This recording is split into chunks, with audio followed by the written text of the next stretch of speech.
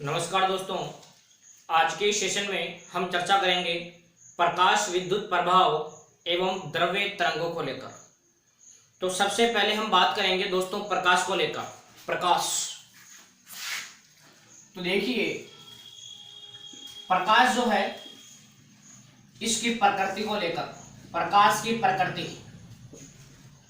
तो सबसे पहले हम बात करें प्रकाश की जो है वो प्रकृति कणीय भी होती है और प्रकाश की प्रकृति तरंगीय भी होती है। प्रकाश कण की भांति भी व्यवहार करता है और प्रकाश तरंग की भांति भी व्यवहार करता है। कुछ घटनाएं ऐसी हैं जिनको कणीय प्रकृति के आधार पर समझा जाता है और कुछ घटनाएं ऐसी हैं जिनको प्रकाश की तरंगीय प्रकृति के आधार पर समझा जाता है। तो कुल मिला के प्रकाश की अगर प्रकृति की अगर हम बात करें तो प्रकाश की प्रकृति होती है द्वैत। प्रकाश की प्रकृति किस तरीके की होती है तो हम कहेंगे द्वैत। अच्छा क्वेश्चन है। तो देखिए कणीय प्रकृति के आधार पर कौन कौन सी घटनाएं समझी जाती है। तो कणीय प्रकृति के आधार पर समझा जाता है प्रकाश विद्युत प्रभाव, कणीय प्रकृति के आधार पर समझा जाता है कॉम्पटन प्रभाव और कणीय प्रकृति के आधार पर समझा जाता है रमन प्रभाव। रमन प्रभाव, जबकि तरंगीय प्रकृति के आधार पर समझा जाता है परावर्तन, दूसरा मैं बात करूं अपवर्तन, तीसरा अगर हम बात करें विवर्तन, चौथा अगर हम बात करें व्यतिकरण और पांचवा अगर मैं बात करूं तो ध्रुवण। तो यहां से 3 क्वेश्चन पूछे जाते हैं कि प्रकाश की प्रकृति किस प्रकार की होती है तो आप कहेंगे द्वैत। अगर पूछा जाए कि प्रकाश की द्वैत प्रकृति से क्या तात्पर्य है तो हम कहेंगे कि प्रकाश कण और तरंग दोनों की भांति व्यवहार करता है। अगर पूछा जाए कि प्रकाश की कणीय प्रकृति के आधार पर किन किन घटनाओं को समझा जाता है तो हम बात करेंगे प्रकाश विद्युत प्रभाव, कॉम्पटन प्रभाव और रमन प्रभाव। अगर पूछा जाए कि प्रकाश की तरंगीय प्रकृति के आधार पर कौन कौन सी घटनाओं को समझा जाता है तो हम कहेंगे परावर्तन, अपवर्तन, विवर्तन, व्यतिकरण और ध्रुवण। तो ये हमारा चैप्टर था प्रकाश विद्युत प्रभाव व द्रव्य तरंगे। तो इसमें हम बात करेंगे इस चैप्टर में केवल और केवल प्रकाश विद्युत प्रभाव को लेकर, फोटो इलेक्ट्रिक इफेक्ट। तो देखिए प्रकाश विद्युत प्रभाव क्या होता है। प्रकाश विद्युत प्रभाव क्या होता है। तो प्रकाश विद्युत प्रभाव को समझने से पहले हम 2-3 छोटे छोटे टर्म सीखेंगे। जैसे पहला हम बात करेंगे कार्यफलन को लेकर। कार्यफलन क्या होता है। कार्यफलन, कार्यफलन जो है इसको मैं प्रदर्शित करूंगा फाई नोट से। कार्यफलन को प्रदर्शित करेंगे फाई नोट से। कार्यफलन क्या होता है, किसी धातु की सतह से इलेक्ट्रॉन उत्सर्जित करवाने के लिए आवश्यक न्यूनतम ऊर्जा। किसी धातु की सतह से इलेक्ट्रॉनों को उत्सर्जित करने के लिए दी गई आवश्यक न्यूनतम ऊर्जा। आप इतनी ऊर्जा दो किसी धातु की सतह को कि उसकी सतह से केवल इलेक्ट्रॉन उत्सर्जित हो जाए, वो गति नहीं करे, केवल धातु की सतह से मुक्त हो जाए। तो कार्यफलन को किस तरीके से परिभाषित करेंगे, किसी धातु की सतह से इलेक्ट्रॉनों को मुक्त करवाने के लिए आवश्यक न्यूनतम ऊर्जा कार्यफलन कहलाती है। कार्यफलन का जो मान है वो धातु की सतह की प्रकृति पर निर्भर करता है। कार्यफलन का मान धातु की सतह की प्रकृति पर निर्भर करता है। कार्यफलन से संबंधित आपको 2 डाटा और याद रखना है। सबसे कम कार्यफलन किसका होता है, सबसे कम कार्यफलन, तो सबसे कम कार्यफलन होता है दोस्तों सीजियम का, सीजियम CS, और इसका कार्यफलन होता है 2.14 इलेक्ट्रॉन वोल्ट। सबसे कम कार्यफलन किसका होता है तो हम कहेंगे सीजियम का होता है। कितना होता है तो हम कहेंगे 2.14 इलेक्ट्रॉन वोल्ट। कार्यफलन एक प्रकार की ऊर्जा होती है इसलिए इसका मात्रक होता है इलेक्ट्रॉन वोल्ट। किसी धातु की सतह से इलेक्ट्रॉनों को उत्सर्जित करवाने के लिए आवश्यक न्यूनतम ऊर्जा। ठीक है। सबसे ज्यादा कार्यफलन किसका होता है, सबसे ज्यादा कार्यफलन किसका होता है तो सबसे ज्यादा कार्यफलन होता है दोस्तों प्लेटिनम का, प्लेटिनम PT, और इसका कार्यफलन होता है 5.65 इलेक्ट्रॉन वोल्ट। सबसे ज्यादा कार्यफलन किसका होता है तो आप कहेंगे प्लेटिनम का कितना होता है 5.65 इलेक्ट्रॉन वोल्ट। ठीक है, तो कार्यफलन से क्या क्या क्वेश्चन पूछा जा सकता है? आपको पूछा जा सकता है कि कार्यफलन किसे कहते हैं, तो आप कहेंगे किसी धातु की सतह से इलेक्ट्रॉनों को उत्सर्जित करवाने के लिए आवश्यक न्यूनतम ऊर्जा को ही हम क्या कहते हैं? कार्यफलन। कार्यफलन का मान किन कारकों पर डिपेंड करता है? तो आप कहेंगे कार्यफलन का मान धातु की सतह की प्रकृति पर डिपेंड करता है कि आपने जो मेटल ली है उसके सरफेस किस प्रकार की है, खुरदरी है, चिकनी है, प्रकाश संवेदी है या प्रकाश के प्रति कम संवेदनशील है, तो इस बात पर डिपेंड करता है कार्यफलन का मान। फिर पूछा जाएगा कि सबसे ज्यादा कार्यफलन किसका होता है, तो सबसे ज्यादा कार्यफलन प्लेटिनम का कितना होता है 5.65 इलेक्ट्रॉन वोल्ट। सबसे कम कार्यफलन किसका होता है, तो आप बोलेंगे सीजियम का, कितना होता है 2.14 इलेक्ट्रॉन वोल्ट। अब हम प्रकाश विद्युत प्रभाव से संबंधित एक और टर्म सीखेंगे जिसको हम कहेंगे दहेली आवर्ती। दहेली आवर्ती, डुअल फ्रीक्वेंसी। देखिए दहेली आवर्ती क्या होती है?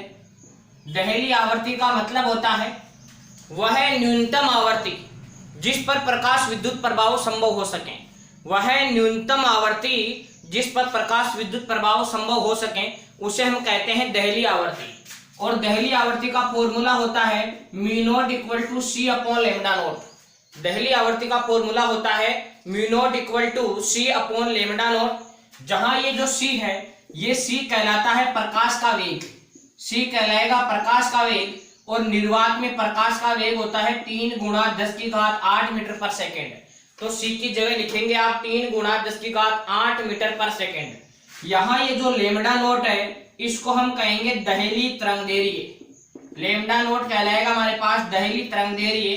तो आप याद रखेंगे आवर्ती और तरंगदैर्घ्य के अंदर व्युत्क्रम संबंध होता है, कंफ्यूज नहीं होना आपको। आवर्ती और तरंगदैर्घ्य में व्युत्क्रम संबंध होता है, अर्थात म्यू नॉट बराबर होता है सी अपॉन लैम्डा नॉट। अगर आपको दहेली तरंगदैर्घ्य दे दें तो आप आसानी से दहेली आवर्ती का मान पता कर सकते हैं। और दोस्तों अगर इसके मात्रक की बात करें तो आपको पता है मात्रक जो है आवर्ती का वो होता है सेकंड इनवर्स, या फिर इसी को हम बोलते हैं हर्ट्ज। आवर्ती का ऐसा मात्रक क्या होता है सेकंड इनवर्स, या इसी को हम क्या कहते हैं हर्ट्ज। ठीक है, एक और टर्म हम यह सीखेंगे जिसको हम बोलेंगे दहेली तरंगदैर्घ्य। दहेली तरंगदैर्घ्य, तो देखिए दहेली तरंगदैर्घ्य लैम्डा नॉट बराबर बन जाएगा हमारे पास सी अपॉन म्यू नॉट। अब देखिए हमने दहेली आवर्ती की परिभाषा क्या लिखी कि वह न्यूनतम आवर्ती, वह न्यूनतम आवर्ती जिस पर प्रकाश विद्युत प्रभाव संभव हो सके उसको हम बोलते हैं दहेली आवर्ती। अब देखो ये न्यूनतम है तो लैम्डा नॉट अधिकतम बनेगा कि नहीं बनेगा? बिल्कुल अधिकतम बनेगा।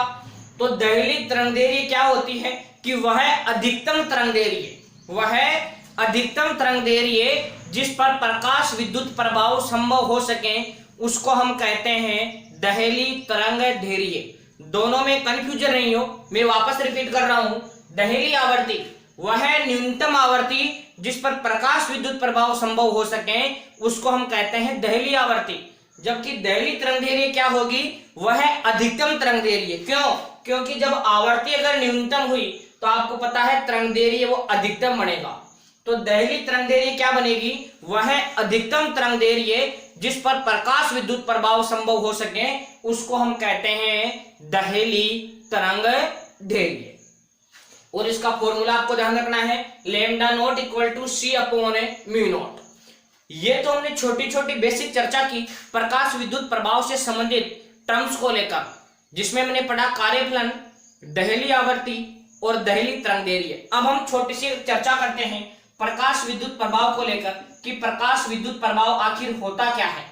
प्रकाश विद्युत प्रभाव, तो जैसे ये हमारे पास कोई सरफेस है, ये हमारे पास कोई धातु की सतह है, यहां से फोटोन आ रहा है।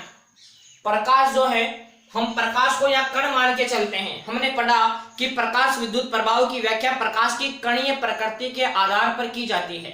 तो यहां से सपोज कोई फोटोन आ रहा है, वो धातु की सतह पर गिरेगा और यहां से क्या निकाल देगा? इलेक्ट्रॉन। फोटोन आया, यहां से हमारे पास फोटोन आया, फोटोन का मतलब प्रकाश कण के रूप में आया और यहाँ धातु की सतह पर गिरा और यहाँ से एक इलेक्ट्रॉन निकल गया। दूसरा और कोई फोटोन यहाँ पर आ रहा है, यहाँ पर टकराया और यहां से कोई दूसरा इलेक्ट्रॉन निकाल रहा है। तो प्रकाश विद्युत प्रभाव बेसिकली हुआ क्या कि जब किसी धातु की सतह पर एक विशिष्ट आवर्ती या उससे अधिक आवर्ती का प्रकाश आपतित किया जाता है। देखो, क्योंकि प्रकाश की आवृत्ति दहली आवृत्ति से ज्यादा होनी चाहिए। प्रकाश विद्युत प्रभाव की शर्त होती है कि जो आवृत्ति है, आपतित फोटोन की जो आवृत्ति है वो दहली आवृत्ति से क्या होनी चाहिए, ज्यादा। इसलिए हमने दहली आवृत्ति को पढ़ा था। तो प्रकाश विद्युत प्रभाव क्या हुआ कि जब किसी धातु की सतह पर दहली आवृत्ति या उससे अधिक आवृत्ति का फोटोन आपतित होता है तो धातु की सतह से इलेक्ट्रॉन उत्सर्जित होते हैं, और ये जो इलेक्ट्रॉन उत्सर्जित होते हैं इनको हम कहते हैं फोटो इलेक्ट्रॉन। इन उत्सर्जित इलेक्ट्रॉनों को हम कहते हैं फोटो इलेक्ट्रॉन, और इन इलेक्ट्रॉनों के कारण जो धारा बहती है उसे हम कहते हैं प्रकाश विद्युत धारा। ये जो इलेक्ट्रॉन उत्सर्जित हो रहे इलेक्ट्रॉन गति अगर करेंगे तो इन इलेक्ट्रॉनों के कारण जो धारा बहेगी उसको हम बोलेंगे प्रकाश विद्युत धारा। और ये जो संपूर्ण घटना है ये जानी जाती है प्रकाश विद्युत प्रभाव के नाम से। तो प्रकाश विद्युत प्रभाव की डेफिनेशन आप क्या लिखेंगे कि जब किसी धातु की सतह पर एक निश्चित आवर्ती या उससे अधिक आवर्ती का फोटोन आपतित होता है तो धातु की सतह से इलेक्ट्रॉन उत्सर्जित होते हैं। इन उत्सर्जित इलेक्ट्रॉनों को फोटो इलेक्ट्रॉन कहते हैं तथा इन इलेक्ट्रॉनों के कारण उत्पन्न धारा को प्रकाश विद्युत धारा कहते हैं, तथा यह संपूर्ण घटना प्रकाश विद्युत प्रभाव के नाम से जानी जाती है।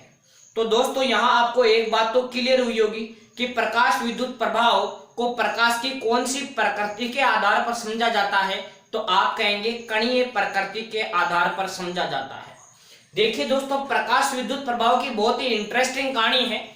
क्या इंटरेस्ट है इसमें, देखिए प्रकाश विद्युत प्रभाव की अगर हम खोज की बात करें कि प्रकाश विद्युत प्रभाव की खोज किसने की, तो प्रकाश विद्युत प्रभाव की खोज करने का श्रेय दिया जाता है हर्ट्ज को। एक वैज्ञानिक है हर्ट्ज। प्रकाश विद्युत प्रभाव की खोज किसने की, हर्ट्ज ने। अगर बात करें इसके प्रयोगों की कि प्रकाश विद्युत प्रभाव के प्रयोग किसने किए, तो इसके प्रयोग किए दोस्तों हॉलबॉक्स, लिनार्ड,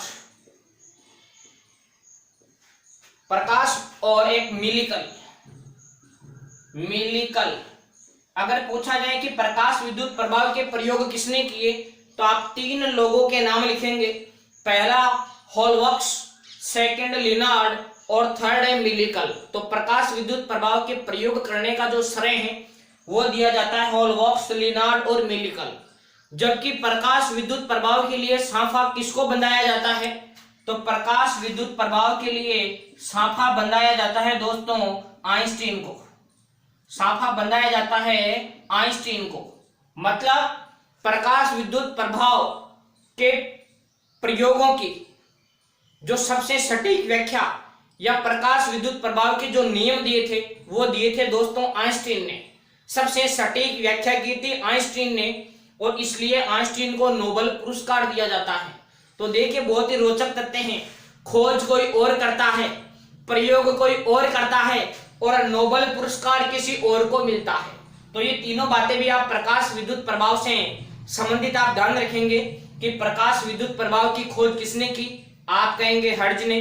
प्रकाश विद्युत प्रभाव के प्रयोग किसने किए, तो आप कहेंगे हॉलबॉक्स, लिनार्ड और मिलिकल ने। और अगर पूछा जाए कि प्रकाश विद्युत प्रभाव के लिए नोबेल पुरस्कार किसको दिया गया, तो आप कहेंगे आइंस्टीन को।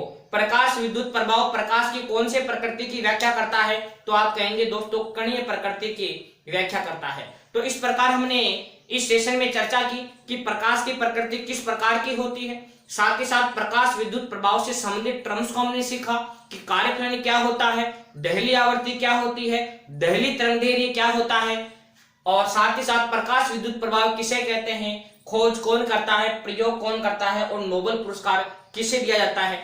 आई होप कि आपको इसका जो बेसिक है प्रकाश विद्युत प्रभाव का ये अच्छे से क्लियर हुआ होगा। अगले सेशन में हम चर्चा करेंगे प्रकाश विद्युत प्रभाव के नियमों को लेकर। थैंक यू, जय हिंद।